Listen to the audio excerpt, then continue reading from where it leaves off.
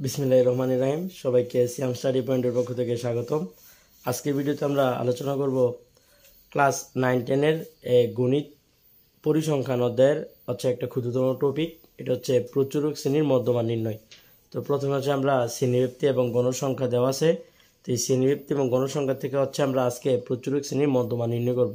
তো প্রথমত প্রচুরক শ্রেণীর মধ্যমান নির্ণয় করতে হলে তোমাকে দেখতে হবে যে গণসংখ্যা এখানে যে উপাত্ত দেওয়া আছে উপাত্তর মধ্যে গণসংখ্যা কোনটা সবচেয়ে বেশি দেওয়া আছে। তাহলে এখানে 8, 10, 18, 13 এই 7, 4-এর মধ্যে সবচেয়ে গণসংখ্যা বড় হচ্ছে 18। তাহলে তোমরা প্রথমেই এখানে লিখে নিবা যে এখানে সর্বাধিক গণসংখ্যা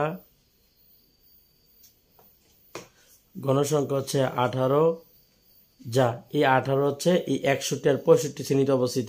তাহলে আমরা এটা লিখে দিব যে 61, 65 শ্রেণীতে অবস্থিত। সুতরাং প্রচুরক শ্রেণী হচ্ছে 61 থেকে 65।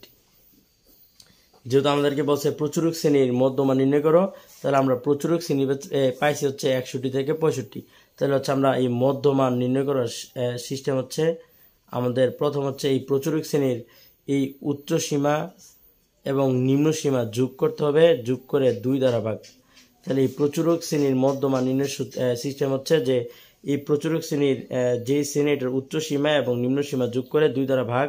তাহলে 65 আর 61 যদি আমরা যোগ করি তাহলে হবে 126 ভাগ 2। 126কে ভাগ দিলে 63। তাহলে আমাদের আনসার 63। তাহলে এইভাবেই খুব সহজেই তোমরা প্রচুরক শ্রেণীর মধ্যমান নির্ণয় করতে ফেলবে। আশা করি তোমরা এই ভিডিওটি থেকে প্রচুরক শ্রেণীর মধ্যমান নির্ণয় করতে পেরেছো। আল্লাহ হাফেজ।